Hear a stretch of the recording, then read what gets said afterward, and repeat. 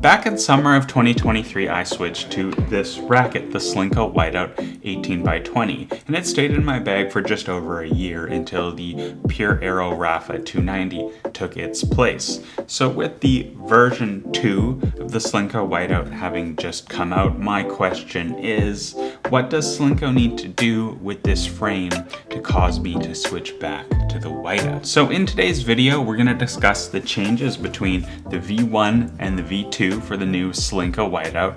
I'll tell you whether or not I think these changes actually made meaningful differences in playability on court. I'll tell you who I think this racket is for compared to a few other of the most important rackets on the market like the Blade V9. And we'll discuss the best string and customization setups for the V2 Whiteout.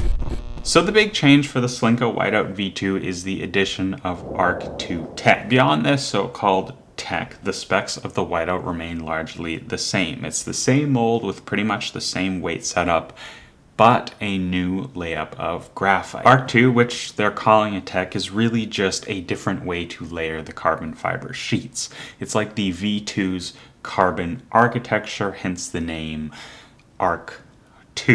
And the goals with this new architecture are to increase power, stability, and overall feel. But beyond that, the other techs do remain. So we still have the 40T carbon that I loved from the V1. We still have that foam feeling for a little more solid feel. So really, this is going to be more of an incremental update. So my next question with this new Whiteout is, has ARC2 made this racket better? Especially with the V1 Whiteout being my personal favorite 98 square inch racket on the market, delivering a near perfect ratio of maneuverability to stability with a relatively high power to control ratio, making it suitable for a really wide range of players. I personally really loved how connected, responsive, and solid this old V1 felt with the stiffer layup of graphite and foam filling. The sweet spot was huge on the old Whiteout. You had really consistent playability across the hitting surface, so from edge to edge it felt like the sweet spot was huge. There's a pretty surprising amount of spin, especially considering that this is an 1820 frame. And while I did really enjoy the overall playability of this racket, I can acknowledge that my personal tastes are just that. They're personal, and I know that there were some deal-breaking criticisms for this racket coming from a wide range of players. Number one, the V1 Whiteout was not exactly comfortable. The stiffness of the 40T carbon, which is mostly implemented at 3 and 9, made off-center contact a little bit jarring, especially with stiffer string setup. Now, I personally did like this feel, but I know that the market definitely prioritizes comfort and plushness over just the raw graphite-y feel that we had here. The second issue with the Solinco Whiteout was really specifically an issue with the 16x19 version, and that was the launchy nature of the string bed. People really felt that the string bed was pretty erratic. Sometimes it would just skyrocket the ball into outer space. Sometimes it would just play normal. It was hard to predict exactly what was going on. Again, this wasn't really a problem for my personal racket of choice because I did go with the 18x20 version, but since I never actually tried the 16x19 in standard length, I'm pretty interested to see if that launchiness remains an issue for the update or if ARC2 can fix it. So market positioning, if you've never actually tried a Whiteout, how does it compare to some other rackets on the market? Well, I think the overall playability of this stick lands as somewhere between the Blade 98 16x19 and the Head Extreme Pro, which used to be called the Extreme Tour. You get a little bit easier spin production and a more connected feel than we have with the V9 Blade, but I think you get more stability and better depth control than we saw with the Extreme Pro. The racket isn't quite as whippy as the Extreme. You don't get quite as much spin. There's also a little bit more head weight up here than you'll find from like an E-Zone or V-Core 98, but not quite as much head weight and clubbiness that you would see in like a Pure Strike 98 or a T-Fight 305. The overall weight distribution on this Whiteout feels pretty medium. It's heavy enough to the point where you get all the stability that you need to get well into that 4.5, 5.0 hitting realm without feeling too slow, clunky or weighed down. The launch angle off the string bed on the Whiteout is also quite medium. I'd say it's lower than the 16x20 we see on the Pure Aero 98, but a little bit higher than the launch angle you'll find on the V9 Blade 16x19. So overall, this is just a pretty solid offering. It doesn't stand out in any particular way on paper, but it definitely could combine all the features you like from a few of your favorite different frames in kind of like a Goldilocks happy medium. Power and stability. So Solinco tells us that this was the primary target for improvement with Arc 2, more power, more stability, and this is pretty much what everyone was looking for in 2024. So I think it makes a lot of sense that manufacturers are prioritizing power and stability going into 2025. Last year we saw Zverev move up to the Gravity Tour 100 in Vienna. Bublik was experimenting with the TF X198.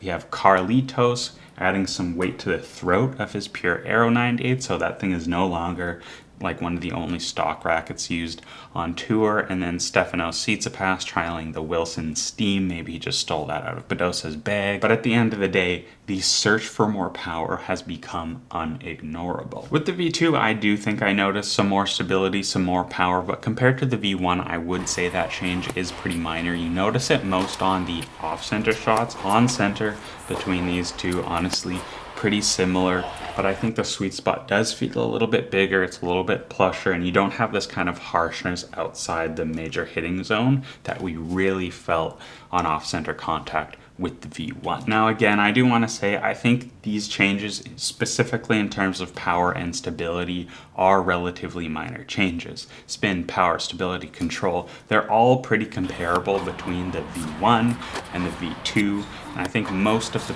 improvements in the power and control that you might find with the V2 are really due to stability improvements from off-center contact. But what has changed a lot between these two models is the hitting feel. The new layup's biggest consequence by far is a plusher and more muted hitting feel. The Whiteout has gone with the V1 from being one of the most connected and raw feeling frames to the V2 being one of the more muted. In a lot of ways, I hate to say it, but it does play like one of Head's auxetic updates. Mostly the same, slightly more power, slightly more stability, a little more solidity, softer feel, and more muted. I will say that I did kind of struggle to find a defined sweet spot with the V2. It doesn't really matter that much to end playability. There's still plenty of spin, plenty of power, plenty of control throughout the hitting surface, but I personally like to know where I make contact with the ball on the strings. I want to know if it was here, outside, down low, kind of high up. You don't get that so much with this V2. With the V1, I felt incredibly rewarded when I made solid contact in the middle of the strings and slightly punished when I was out of position. And the V2 does add some forgiveness to those balls that would have punished you with the V1, but you lose this kind of carrot and stick feel that really made me fall in love with the V1. But thankfully, it's not like this V2 is some utter mush fest with a floppy hoop and a dead inconsistent response. It plays how you'd expect it. There's still a firmness to the frame. There's some level of responsiveness. You can feel the ball come in and out of the string bed, but we've really just lost this kind of specialness that I really loved. And I can still play well with this V2. Honestly, I probably played better with the V2 than with my V1. I just don't quite enjoy the experience as much. So control. I had zero control issues with this frame, no launchiness in the string bed with any of the strings we tried, and the racket pretty much responded one-to-one to my input. When I tried to hit the ball flat, the Solinco produced a flat ball. When I tried to apply spin, the Solinco produced a spinny ball. When I went to change direction on the ball, like go up the line, that change in direction was produced. I could find the angles I wanted, I could hit the lines I couldn't hit the lines when I wanted to, I'm not gonna lie to you. But I can't with any racket. That's a skill issue. I could control the depth with ease and predictability. And even though I used this 18x20 whiteout before, the V2 16x19 offered all the control I had with the old frame while making things a little more forgiving. So for now, we're only seeing the 16x19 updated, but I'm not sure if I see a need for an 18x20 option in the new layup. I felt plenty confident, plenty of control with this new 16x19.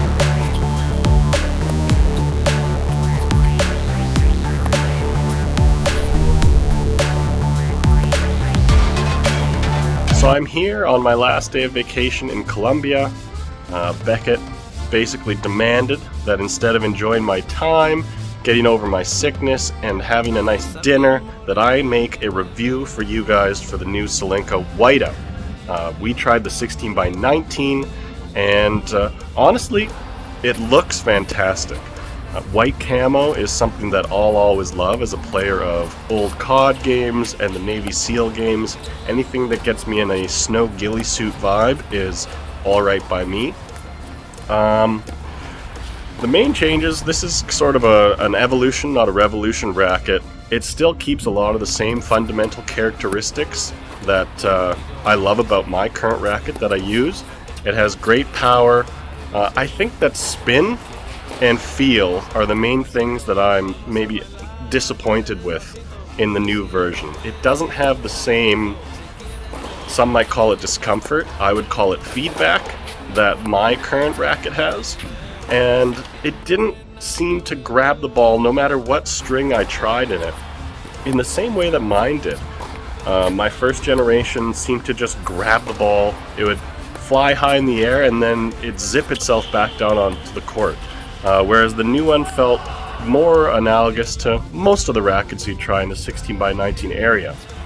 I think most players are going to appreciate the added comfort, but for weirdos like Beckett and I, who I think just try rackets too much, that added feedback that you get from something that most people would probably describe as uncomfortable is something that we actually really value. So overall, I think this is a great small evolution to what they were going for. I think this is going to appeal to a broader audience now, and I hope that I can get this done and Beck will approve it so I can go off and enjoy the rest of my day. Greetings from Colombia, and hasta luego.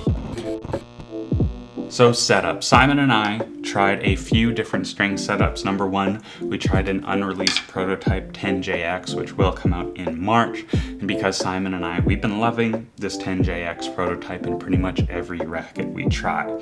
After that, Simon demanded that I string it up with his usual setup, which is Tourmaline Caviar in the mains, True Pro Ghost Wire in the crosses, so he could compare the old version, his old Solinco Whiteout 1619 XTD, to this new V2. For me, neither of those last two string setups really gave me the connection to the ball that I'm trying to get out of this V2, since it's a little bit more muted than before.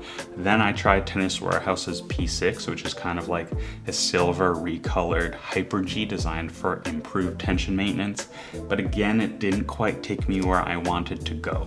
Finally, I found my best setup, the one that you're looking at right here, which is Tourmaline Otoro mains and sync in the crosses. It's the string setup I've been using most lately. It's working in pretty much every single racket I put it in. This setup helped introduce some crispness back into the string bed. Suddenly I had a much better sensation for where I was hitting the ball on the string bed. It still wasn't perfect, but it was an improvement. I think I found a little bit of extra spin with this compared to the other setups, except maybe the Solinco prototype. In terms of weight customizations, we tried a bunch of stuff, of course, starting stock, but we also added some lead up at 12 o'clock all the way until 340 swing weight. Surprising amount of racket head speed for that high of a swing weight.